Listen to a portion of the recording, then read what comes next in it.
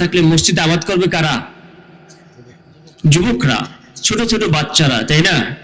আমাদের খেয়াল রাখতে হবে যে এই ছোট বাচ্চাদের প্রতি আমাদের খুব খেয়াল রাখতে হবে। মসজিদে গেলে যেন এই বাচ্চাদেরকে আমরা কখনো ধমক না দেই। কারণ আজকে আমাদের অনেকেরই চুল পাকা শুরু করে দিয়েছে, স্বাভাবিক বিষয়, পাকই। এক পাতিলের ভাত খেয়ে কেউ হয় জোয়ান, কেউ হয়, আল্লাহ দিচ্ছে এটা। এক জায়গায় আপনি ডিম সিদ্ধ করবেন, ডিম হবে শক্ত, আলু হবে নরম। দেখছেন, এটা কার ইচ্ছা? আল্লাহর ইচ্ছা।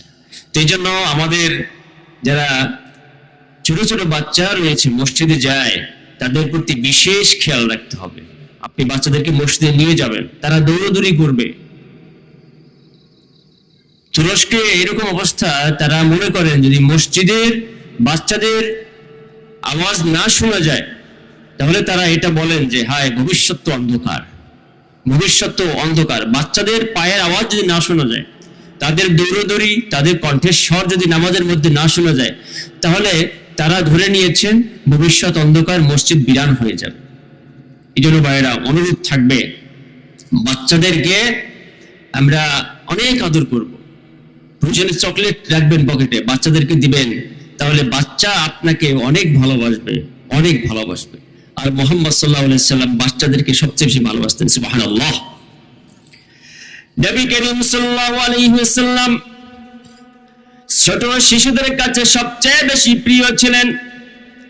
যখন মক্কা থেকে মদিনায় বিশ্বনবী সাল্লাল্লাহু আলাইহি ওয়াসাল্লাম তাশরীফ আনলেন, ছোট ছোট বাচ্চারা দাঁড়িয়ে গেলেন। ছোট বাচ্চারা বললেন, তালাআল বাদরু আলাইনা মিন সানিয়াতিল ওয়াদা, তালাআল বাদরু আলাইনা। আমাদের কাছে আসমানের চাঁদ ধরা দিয়েছে আর সকল বিপদ আপদ দূর হয়ে গেছে। যেন বলি সুবহানাল্লাহ। আবার বিশ্বনবী মুহাম্মদ সাল্লাল্লাহু আলাইহি ওয়াসাল্লাম যখন এই কোন বাচ্চাকে দেখতেন, মাথায় হাত বুলিয়ে দিতেন। বিশ্বনবী সাল্লাল্লাহু আলাইহি ওয়াসাল্লামের হাতের মধ্যে সব সময়ের জন্য আতর মাখা থাকতো। কি থাকতো? আতর মাখা থাকতো। নবীজি সাল্লাল্লাহু আলাইহি ওয়াসাল্লাম যখন এই কোন শিশুকে দেখতেন, বাচ্চাকে কাছে ডাকতেন, মাথায় হাত বুলিয়ে দিতেন। যখন ওই বাচ্চা বাড়ি চলে যেত, গার্ডিয়ানরা, অভিভাবকরা বলতো অবশ্যই মুহাম্মদ সাল্লাল্লাহু আলাইহি ওয়াসাল্লামের হাতের কাজে এটা। যেন বলি সুবহানাল্লাহ। আর আমাদের হাতের থেকে আসে গন্ধ, কারণ পকেটে থাকে কি? বিড়ি থাকে, গন্ধ, দুর্গন্ধ। প্রিয় ভাইরা, এই কাজটা কেউ করবেন না। হালাল টাকা ইনকাম করেন, হারাম খান। এই বিড়ির মধ্যে বা ধূমপানের মধ্যে রয়েছে 3টা জাহান্নামের উপাদান। বলেন আউযুবিল্লাহ। 1 নম্বর জাহান্নামের উপাদান হচ্ছে আগুন। 1 নম্বর কি? আগুন। এটা হচ্ছে জাহান্নামের উপাদান। মুসলমান, আপনি কিভাবে আগুন মুখে দেন? এটা তো হারাম জিনিস। আপনি হালাল টাকা দিয়ে হারাম খাচ্ছেন, আল্লাহর কাছে অবশ্যই জবাবদিহি করতে হবে। 2 নম্বরটা হচ্ছে গন্ধ। 2 নম্বর কি? গন্ধ। জাহান্নামে আছে না নাই? জাহান্নামের মধ্যে গন্ধ রয়েছে। 3 নম্বরটা হচ্ছে ধোঁয়া। ধোঁয়া জাহান্নামের উপাদান কিনা বলেন? এই 3টা উপাদান যারা ধূমপান করেন, বিড়ি খান, সিগারেট খান হালাল টাকা দিয়ে, তাদেরকে অনুরোধ করব এখন থেকেই আপনারা ছেড়ে দিতে চান কিনা? এখন থেকে এগুলো ছেড়ে দিতে হবে। অতএব ভাইয়েরা, যেই কথা দিয়ে শুরু করলাম, মসজিদে আবাদ হবে, মসজিদ ভরে যাবে যদি আজকের শিশু মসজিদে যায়। আর আপনার ধমক খেয়ে যদি মসজিদ থেকে বের হয়ে যায়, আর এ যদি নামাজি না হয়ে বেনামাজি হয়, তাহলে এই জন্য কিন্তু আপনারা আমরাই দায়ী থাকবো। কথা বলেন ঠিক কিনা? তাহলে বিনয়ী হন, বিনয়ী হইতে হবে। প্রিয় ভাইয়েরা, যুবক ভাইদের জন্য, কিছু যুবক ভাইরা রয়েছেন এবং আশেপাশে রয়েছেন যুবক ভাইরা, যুবক ভাইদের জন্য আমার কিছু কথা থাকবে। যুবক ভাইয়েরা, আপনাদেরকে আল্লাহ এবং আল্লাহর রাসূল খুব বেশি ভালোবাসেন। আল্লাহ এবং আল্লাহর রাসূল খুব বেশি ভালোবাসেন। এই যৌবনকালটা আল্লাহর রাসূল এর কাছে অত্যন্ত প্রিয়। কেননা এই যুবক বয়সে মানুষ অনেক কিছু করতে পারে, ভালো পথেও যেতে পারে এবং খারাপ পথেও যেতে পারে। এবং আল্লাহ নবী মুহাম্মদ সাল্লাল্লাহু আলাইহি সাল্লাম বলেছেন, জান্নাতের প্রত্যেকটা লোক নারী এবং পুরুষ যুবক অবস্থায় ঢুকবে। সুবহানাল্লাহ। এখন বুড়ারা কি করবে? নবী সাল্লাল্লাহু আলাইহি ওয়াসাল্লাম এই হাদিসটা যখন বললেন তখন এক বুড়ি মা কাঁদতেছিল, হায় রে আমি তো জান্নাত আমার মিস হয়ে যাবে। নবী সাল্লাল্লাহু আলাইহি ওয়াসাল্লাম বললেন, ও বুড়ি মা তুমি কাঁদছো কেন? তুমি যখন জান্নাতে যাবে তবে এই ঠকঠকে বুড়ি থাকবে না, বলে আল্লাহ পাক তোমাকে 33 বছরের যৌবন করে জান্নাতবাসী করবেন। যারা বলে সুবহানাল্লাহ। প্রিয় ভাই যুবকরা, আপনাদেরকে অনুরোধ করব, আপনারা আজ থেকে নামাজি হয়ে যান, আপনারা আজ থেকে আল্লাহওয়ালা হয়ে যান, চরিত্রবান হয়ে যান। কেননা আপনারা যদি চরিত্রবান আল্লাহওয়ালা হয়ে যান তাহলে এই সমাজ থেকে 80% ভাইরাস দূর হয়ে যাবে। ঠিক কিনা বলেন? এই সমাজের অন্যায় বেশি করে কারা? যুবকরা। কিন্তু আল্লাহ তাআলার কাছে এই যুবকদের ইবাদত সবচেয়ে বেশি দামি। সুবহানাল্লাহ। নবী করিম সাল্লাল্লাহু আলাইহি ওয়াসাল্লাম বলেন, সাবআতুন ইউযিল্লুহুমুল্লাহু ফি যিল্লিহি ইয়াওমা লা যিল্লা ইল্লা যিল্লুহু। কিয়ামতের দিন 7 শ্রেণীর মানুষদেরকে আল্লাহ পাক আরশের নিচে ছায়া দান করবেন। যারা বলে সুবহানাল্লাহ।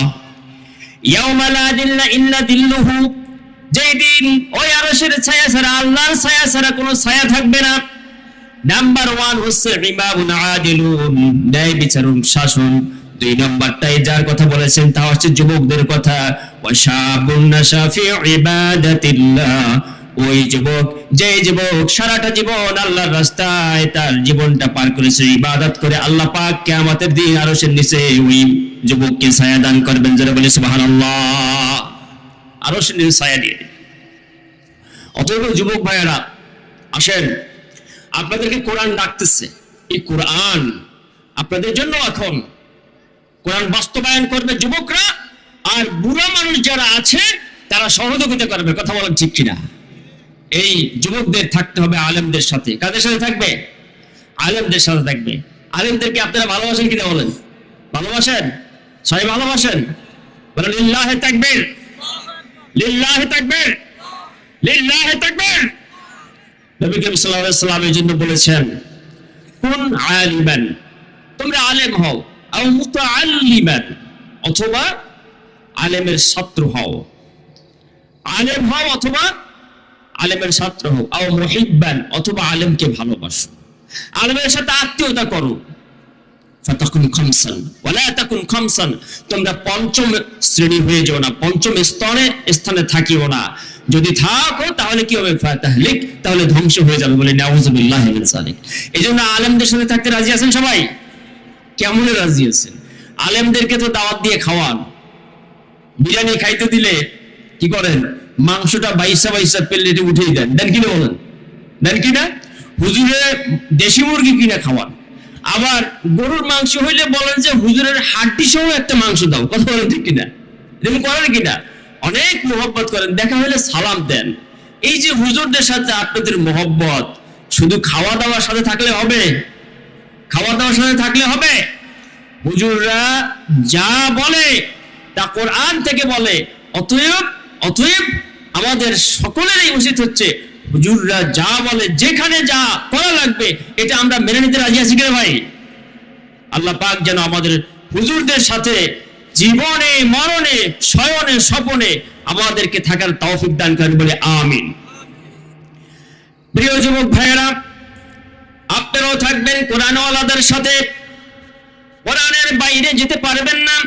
কোরআনের বাইরে যদি যান, আপনি যদি কোরআনওয়ালার সাথে না থেকে একজন ভিন্ন ধর্মী নেতার সাথে থাকেন, তাহলে আপনাকে ওই অমুসলিম নেতার সাথে, একজন জালিমের সাথে আল্লাহ পাক উঠাবেন।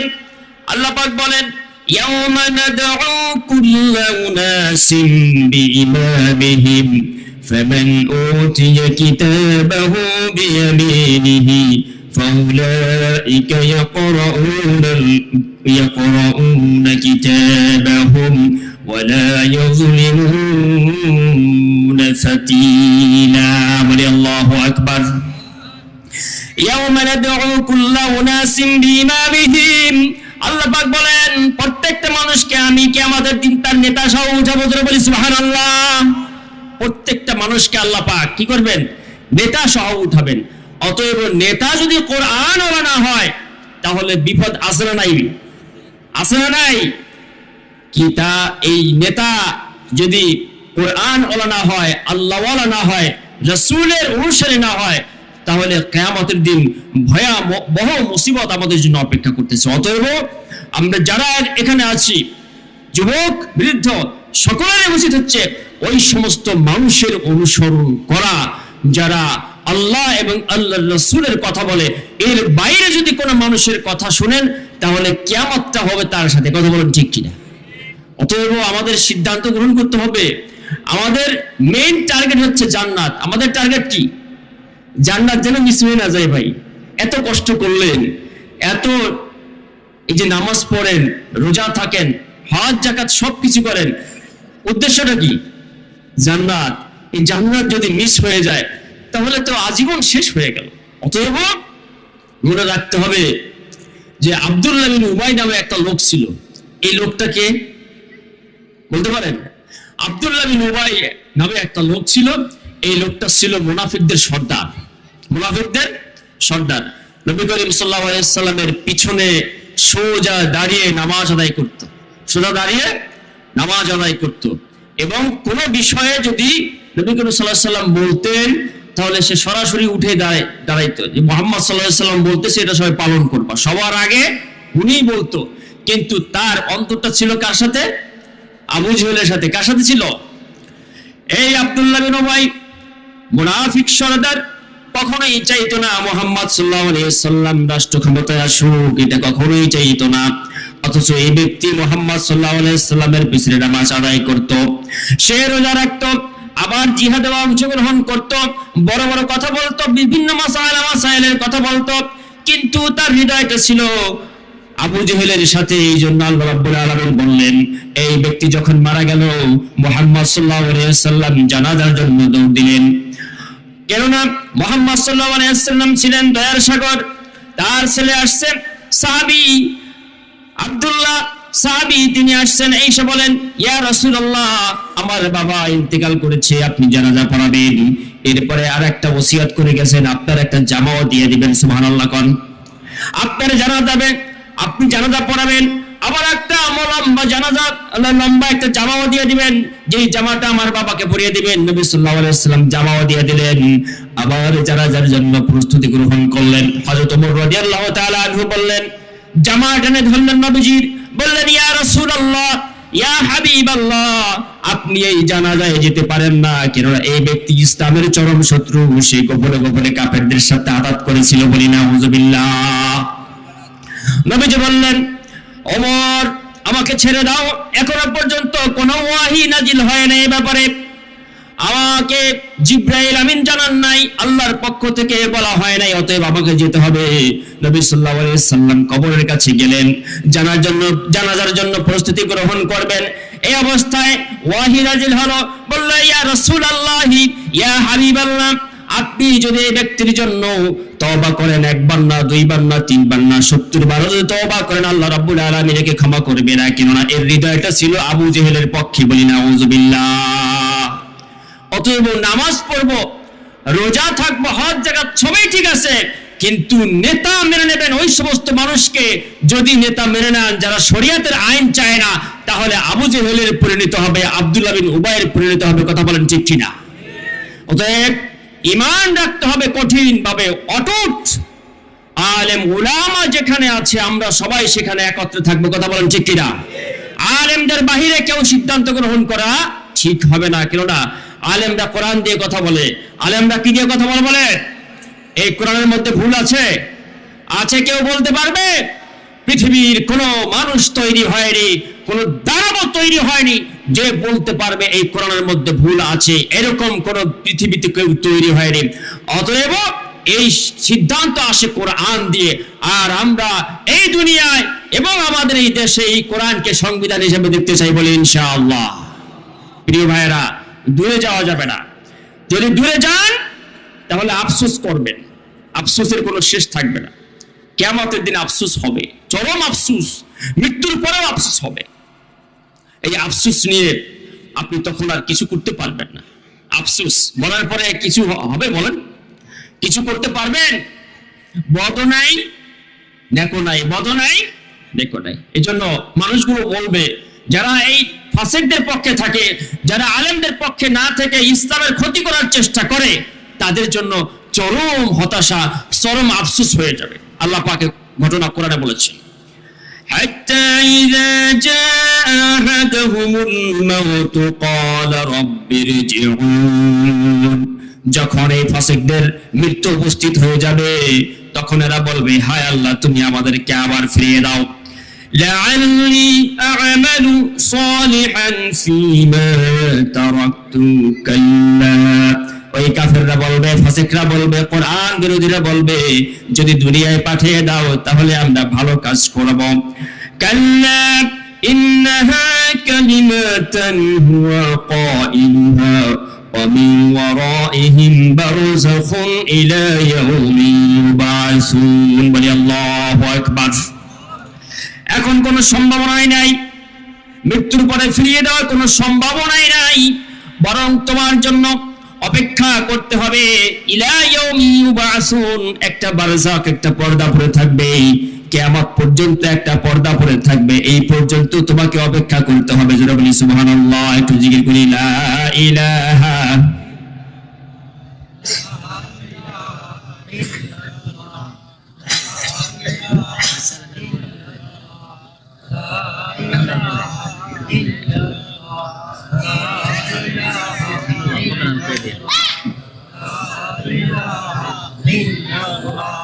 লা ইলাহা ইল্লাল্লাহ, লা ইলাহা ইল্লাল্লাহ, লা ইলাহা ইল্লাল্লাহ, লা ইলাহা ইল্লাল্লাহ, লা ইলাহা ইল্লাল্লাহ, লা ইলাহা ইল্লাল্লাহ, লা ইলাহা ইল্লাল্লাহু মুহাম্মাদুর রাসূলুল্লাহ সাল্লাল্লাহু আলাইহি ওয়াসাল্লাম। অতএব মৃত্যুর আগেই সাবধান হই, আফসোস যা করার, সতর্ক হওয়ার আগেই হওয়া উচিত। কেননা প্রিকশন ইজ বেটার দ্যান কিউর, একটা প্রবাদ বাক্য আছে ইংরেজিতে, মানে জ্বর হওয়ার আগেই জ্বরের প্রতিষেধক নেওয়া উচিত, সাবধানে থাকা উচিত, ঠিকঠাক ভাবে গোসল করা উচিত, পানিতে বেশি নামা উচিত না, মশার কামড় থেকে দূরে থাকা, তাহলে জ্বরটা হওয়ার সম্ভাবনা থাকে না। কিন্তু অসাবধানে চললে সমস্যা আছে না নাই? অতএব আফসোস করা লাগে না যেন আমাদের সকলকে। প্রিয় ভাইয়েরা, এই জন্য আমরা নেতা নির্বাচনে যেন ভুল না করি, এমন নেতা নির্বাচন করতে হবে যেই নেতার কাছে গেলে সুঘ্রাণ পাওয়া যায়, বলি ইনশাআল্লাহ। যে নেতার থেকে আতরের ঘ্রাণ আসে, দুর্নীতির কোনো ঘ্রাণ আসে না, গন্ধ আসে না, এরকম নেতা নির্বাচন করতে হবে। সাহাবাদের চরিত্র যার আছে, নবীদের চরিত্র যার মধ্যে আছে, এরকম নেতা নির্বাচন করার কথা বলেছেন কে? আল্লাহ বলেছেন। না হলে কিয়ামতের দিন আফসোস করা লাগবে। প্রিয় ভাইয়েরা, সেদিকে খেয়াল করতে হবে। মানুষ আফসোস করবে, ধরা যখন পড়ে যাবে কিয়ামতের ময়দানে, তখন বলবে, হায় যদি মাটি হয়ে যেতাম। সুবহানাল্লাহ, সুবহানাল্লাহ। আল্লাহ পাক বলেন, যালিকাল ইয়াউমুল হাক্কু ফামান শাআ ইত্তাখাযা ইলা রাব্বিহি মাআবা। বলি আল্লাহু আকবার। এই দিবস অর্থাৎ পরকাল সত্য, যারা ইচ্ছা করে তার পরকালে আল্লাহর কাছে যেতে হবে, সেই পালন কর্তার ঠিকানা তৈরি করুক সে। যালিকাল ইয়াউমুল হাক্কু ফামান শাআ ইত্তাখাযা ইলা রাব্বিহি মাআবা। ইন্না আনজারনাকুম আযাবান করিবা, আর আমি তোমাদেরকে নিকটবর্তী আযাব সম্পর্কে ভয় প্রদর্শন করতেছি। ইয়াউমা ইয়ানজুরুল মারউ মা কদ্দামাত ইয়াদাহু ওয়া ইয়াকুলুল কাফিরু ইয়া লাইতানি কুনতু তুরাবা। বলি আল্লাহু আকবার। ইয়াউমা ইয়ানজুরুল মারউ মা কদ্দামাত ইয়াদাহু ওয়া ইয়াকুলুল কাফিরু ইয়া লাইতানি কুনতু তুরাবা। সেই দিন মানুষ দেখতে পাইবে সে যা পাঠিয়ে দিয়েছিল সবকিছু দেখতে পাইবে, আর কাফিররা বলবে, ওয়ায়াকুলুল কাফিরু ইয়া লাইতানি কুনতু তুরাবা, হায় হায় কপাল, আজকে যদি আমরা মাটি হয়ে যেতে পারতাম তাহলে অনেক ভালো হইতো। জোরে বলি সুবহানাল্লাহ। হাদিস শরীফের মধ্যে আসছে, মানুষ কেন মাটি হইতে চাইবে, মানুষ কেন মাটি হইতে চাইবে? হাদিস শরীফের মধ্যে নবী সাল্লাল্লাহু আলাইহি ওয়াসাল্লাম বলেছেন, কিয়ামতের দিন আল্লাহ পাক সকল মখলুকাতকে উঠাবেন, শুধু মানুষ আর জিনকে উঠাবেন না, সব শ্রেণীর মখলুকাতকে আল্লাহ পাক উঠাবেন। সুবহানাল্লাহ। সব শ্রেণীর মখলুকাতকে আল্লাহ পাক উঠাবেন।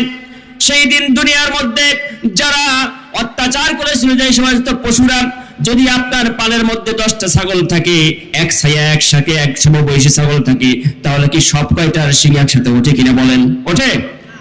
একবারে মনে করবেন যে 10টা ছাগল আছে সমবয়সের, তাহলে সব কয়টার শিং একসাথে ওঠে না, সব কয়টা দুম্বার শিং একসাথে ওঠে না, সব কয়টা ভেড়ার শিং একসাথে ওঠে না। যেইটার আগে ওঠে ওর শিংয়ের মধ্যে কি করে? শুলায়, গুতাগুতি করার একটা প্রবণতা তৈরি হয়ে যায়। যে ব্যক্তি শক্তিশালী হইল, যেই পশুটা শক্তিশালী হইল, দুর্বল পশুটাকে সে আঘাত করতে লাগলো, আঘাত পেয়েছে, আল্লাহর কাছে বদদোয়া করে, আল্লাহর কাছে বদদোয়া করে। কিয়ামতের দিন আল্লাহ রাব্বুল আলামিন ওই পশুটাকে ডাকবেন, ওই পশুটাকে ডাকবেন, যার শিং ছিল তার শিং থাকবে না। জোরে বলি সুবহানাল্লাহ। আর যাকে আঘাত করা হয়েছিল, যেই পশুটার শিং ছিল না, আল্লাহ বলল শিং উঠাও, আল্লাহর হুকুমে শিং উঠে যাবে। হাদিস শরীফে বর্ণনা আছে, ওই শিং উঠানোর পরে আঘাত দেওয়া হবে, সমপরিমাণ আঘাত দেওয়া হবে। আল্লাহ রাব্বুল আলামিন ওয়ালা ইয়াযলিমুনা ফাতিলা, আল্লাহ পাক একটু পরিমাণ, একবারে একটু জাররা পরিমাণ বিচার করবেন না। আল্লাহ পাক বলবেন এখন এইটারে গুতাও। সুবহানাল্লাহ বলেন, গুতাও। এই গুতা দেওয়া প্রতিশোধ শেষ হয়ে যাবে। সকল মখলুকাতের এইভাবে করে আল্লাহ পাক প্রতিশোধ নেবেন আর বলবেন এখন মাটি হয়ে যাও। মানুষগুলো এই বিচার প্রত্যক্ষ করবে। সুবহানাল্লাহ। মানুষগুলো এই বিচার দেখবে, সকল মখলুকাতের বিচার আল্লাহ পাক মানুষ এবং জিনকে দেখাবেন। মানুষগুলো তখন বলবে ওয়ায়াকুলুল কাফিরু ইয়া লাইতানি কুনতু তুরাবা। হায় হায় হায়, পশু পক্ষীরা যেইভাবে করে মাটি হয়ে গেছে বিচারের পরে, হায় আল্লাহ আজকে যদি আমিও মাটি হয়ে যেতে পারতাম তাহলে অনেক ভালো হইতো। জোরে বলি সুবহানাল্লাহ। মাটি হওয়ার আকাঙ্ক্ষা করবে ভাইয়েরা। এই জন্য কাফের মুশরিকদের সাথে চলা যাবে না, কোন বেঈমান ফাসিককে নেতা মানা যাবে না। নেতা মানতে হবে কাকে? ওই সমস্ত মানুষকে নেতা মানবেন যার মধ্যে আল্লাহ এবং আল্লাহর রাসূলের ভালোবাসা রয়েছে, যারা কোরআন হাদিসের কথা বলে, যারা নামাজকে দুনিয়ার মধ্যে প্রতিষ্ঠা করতে চায়, সমাজে প্রতিষ্ঠা করতে চায়, দেশে প্রতিষ্ঠা করতে চায়, রাষ্ট্রে প্রতিষ্ঠা করতে চায়, মানুষগুলোকে কোরআনের আদলে সুন্দর চরিত্রবান বানাতে চায়, যুবক ভাইদেরকে আল্লাহওয়ালা বানাতে চায়, এই সমস্ত নেতাদেরকে অনুসরণ করবেন। না হলে কিয়ামতের দিন ভয়াবহ বিপদ হয়ে যাবে। জোরে বলে নাউযুবিল্লাহ। কিয়ামতের দিন মানুষগুলো দিশাহারা হয়ে যাবে, দিশাহারা হয়ে যাবে। মানুষগুলো এদিক সেদিক ছোটাছুটি করতে থাকবে। বাবা আদম থেকে শুরু করে মুহাম্মদ সাল্লাল্লাহু আলাইহি সাল্লাম, শেষ নবী মুহাম্মদ সাল্লাল্লাহু আলাইহি সাল্লামের কাছে যাবেন, নবী সাল্লাল্লাহু আলাইহি সাল্লামের কাছে যাবেন, মুমিন বান্দারা যাবে তার নেতা মুহাম্মদ সাল্লাল্লাহু আলাইহি সাল্লামের কাছে, মুমিন বান্দারা যাবে বিশ্বনবী সাল্লাল্লাহু আলাইহি সাল্লাম মাকামে মাহমুদে সিজদায় পড়ে থাকবে। মুমিন বান্দারা গিয়ে বলবেন ইয়া রাসূলুল্লাহ আপনি আমাদের জন্য সুপারিশ করেন। যারা বলে সুবহানাল্লাহ। নবী সাল্লাল্লাহু আলাইহি সাল্লাম বসা থেকে উঠবেন। যখনই তিনি বিশ্বনবী সাল্লাল্লাহু আলাইহি সাল্লাম উঠবেন বসা থেকে, তার চতুর্দিক থেকে নূর চমকাইতে থাকবে আর তার বসা স্থান থেকে এমন সুগন্ধি বের হবে যা কোনোদিন কোনো মানুষ শুনতে পায় নাই। আল্লাহ নবী মুহাম্মদ সাল্লাল্লাহু আলাইহি সাল্লাম আল্লাহর কাছে সুপারিশ করবেন। যারা মুমিন বান্দা ছিল, যারা দুনিয়ার বুকে আল্লাহওয়ালা ছিল, যারা নেতা মেনেছিল মুহাম্মদ সাল্লাল্লাহু আলাইহি সাল্লামকে, সাহাবায়ে আজমাইনদেরকে, আল্লাহওয়ালা লোকদেরকে, আলেমদেরকে নেতা মেনেছিল, ওই সমস্ত মানুষদেরকে আল্লাহ পাকের নবী সাল্লাল্লাহু আলাইহি সাল্লাম সুপারিশ করবেন। তাদেরকে আল্লাহ রাব্বুল আলামিনের নবী ধরে ধরে জান্নাতে পৌঁছে দিবেন। যারা বলে সুবহানাল্লাহ। অপরদিকে এই বিচারগুলো দেখবে, এই ফয়সালাগুলো দেখবে, কাফেররা দেখবে আমার দুনিয়ার আশেপাশে আমাদের মুমিন বান্দারা মুহাম্মদ সাল্লাল্লাহু আলাইহি সাল্লামকে নেতা মেনে নিয়ে তার কাছে সুপারিশ করেছে। এখন আমাদের তো একজন নেতা ছিল কিনা বলেন? ফাসিকদের নেতা আছে না? ফাসিকদের নেতা আছে। এই ফাসিকরা চলে যাবে যে আমাদের তো নেতা ছিল, সেই দিন বড় নেতা ইবলিস বেরিয়ে যাবে। সেদিন তার চেহারা প্রকাশ করবে ইবলিস, ইবলিসের কাছে যাবে। ইবলিস গম্ভীর অবস্থায়, কালো চেহারা অবস্থায়, আলকাতরা মাখা চেহারা অবস্থায় বসে থাকবে। যে বলবে নেতা আজকে তুমি আমাদের সাহায্য করো, নেতা আমাদেরকে তুমি সাহায্য করো। নেতা যখন তার বসা থেকে উঠবে চারদিক থেকে দুর্গন্ধ ছড়িয়ে যাবে। বলে নাউযুবিল্লাহি মিন যালিক। আর এই নেতা বলবে আজকে আমার কোনো সুযোগ নাই, আমি আজকে কোনো সহযোগিতাই করতে পারবো না, অতএব তোমরা চলে যাও, আমরা তোমাদের সাথে কোনো ধরনের ওয়াদা করেছিলাম, যা সেই ওয়াদা আজকে বরখেলাপ করলাম, বলি না আউযুবিল্লাহ। অতএব ভাইয়েরা, এমন নেতাকে মানতে হবে যে নেতার মধ্যে আল্লাহর রাসূলের দখল রয়েছে, যে নেতার মধ্যে আল্লাহ এবং আল্লাহর রাসূলের কথা রয়েছে, যে নেতা কোরআনকে মানে সমাজে বাস্তবায়ন করতে চায়, আল্লাহর রাসূলের কথা বাস্তবায়ন করতে চায়, ইসলামী স্টেট কায়েম করতে চায়। এই সমস্ত নেতাদের সাথে আল্লাহ রাব্বুল আলামিন আবার সকলকেই কবুল করে বলি আমিন। লা ইলাহা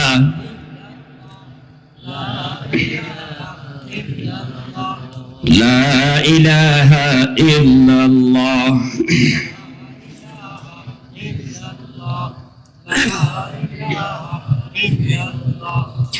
লা ইলাহা ইল্লাল্লাহু মুহাম্মাদুর রাসূলুল্লাহ। অতএব আফসোস যদি করা লাগে এখনই করেন, পরকালে আফসোস করে কোনো লাভ হবে না।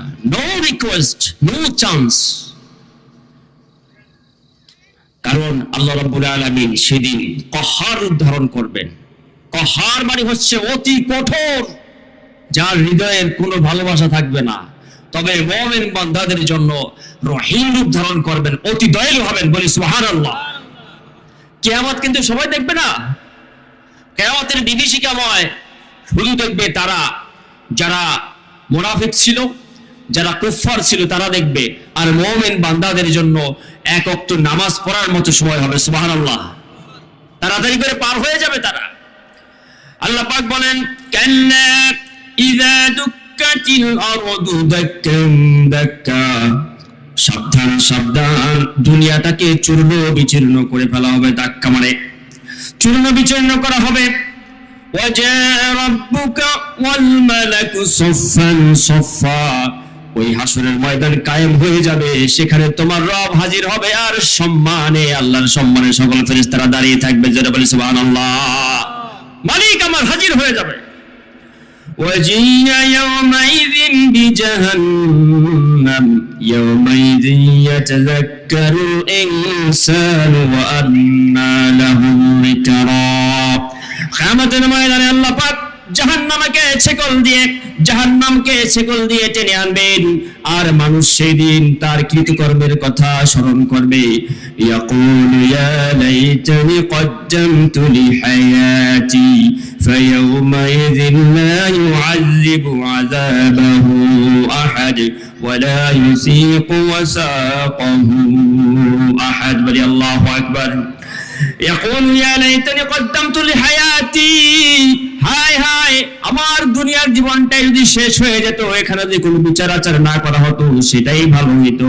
কিন্তু আল্লাহ পাক বলেন, আমি আজকে তোমাকে ঢক করে বাঁধ দেব, এমন বাঁধ দেব, এমন বন্ধন দেব তোমাকে, শেকল দিয়ে দুনিয়ার কোনো বন্ধন এটা টিকবে না।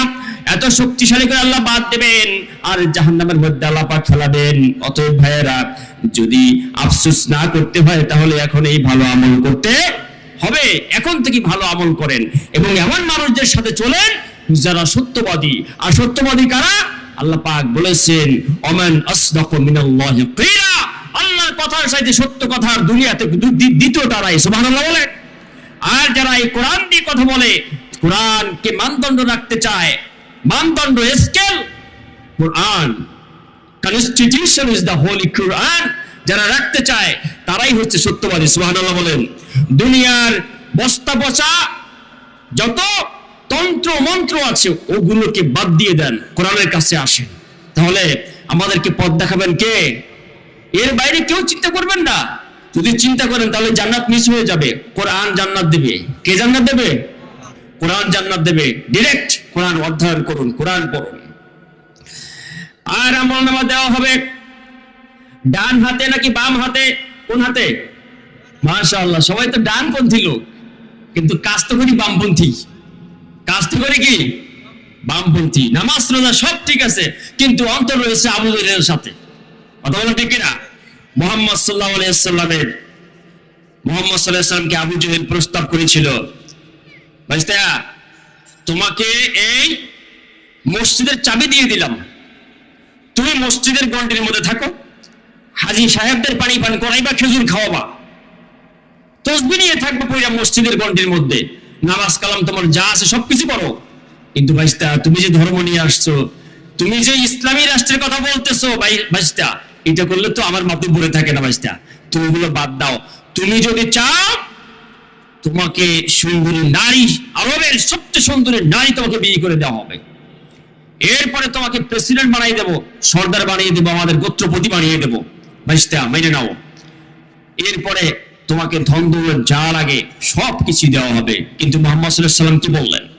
বললেন ভাইস্তা চাচা তুমি যা বলেছ সবকিছুই তো দেওয়া সম্ভব, দুনিয়ার জীবনে সবকিছু দেওয়া সম্ভব, কিন্তু চাচা শোনো, ওই যা দেওয়া সম্ভব নয়, ওই আকাশের নক্ষত্র, ওই আকাশের চাঁদ আর তারকা, ওইগুলো যদি আমাকে দেওয়া হয়, কিন্তু আমি এই বিষয় থেকে যা আল্লাহ পাক নাজিল করেছেন, কোরআন দিয়ে সমাজ ব্যবস্থা প্রতিষ্ঠার জন্য আল্লাহ রাব্বুল আলামিন আমাকে পাঠিয়েছেন, রাষ্ট্র ব্যবস্থা পরিচালনা করার জন্য পাঠিয়েছেন, এই বিষয় থেকে আমি এক বিন্দু পরিমাণ দূরে চলে যাব না। যারা বলি সুবহানাল্লাহ।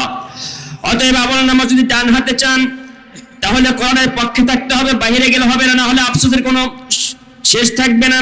وَأَمَّا مَنْ أُوتِيَ كِتَابَهُ بِشِمَالِهِ فَيَقُولُ يَا لَيْتَنِي لَمْ أُوتَ كِتَابِيَهْ وَلَمْ أَدْرِ مَا حِسَابِيَهْ يَا لَيْتَهَا كَانَتِ الْقَاضِيَةَ بل الله أكبر وَأَمَّا مَنْ أُوتِيَ كِتَابَهُ بِشِمَالِهِ فَيَقُولُ يَا لَيْتَنِي لَمْ أُوتَ كِتَابِيَهْ যাকে বাম হাতে আমল দেওয়া হবে সে বলবে হায় হায়, আজকে যদি আমার আমল নামাটা না দেওয়া হইতো, ওয়ালাম আদরি মা হিসাবিয়া, আর আমি যদি না জানতাম আমার হিসাবের খাতাটা কি, সে বলবে ইয়া লাইতাহা কানাতুল কাদিয়া, হায় রে হায়, দুনিয়ার বিচারটা যদি শেষ হয়ে যেত, আমি যদি কবর থেকে না উঠতাম, এটাই সবচেয়ে ভালো হইতো। বলি নাউযুবিল্লাহ।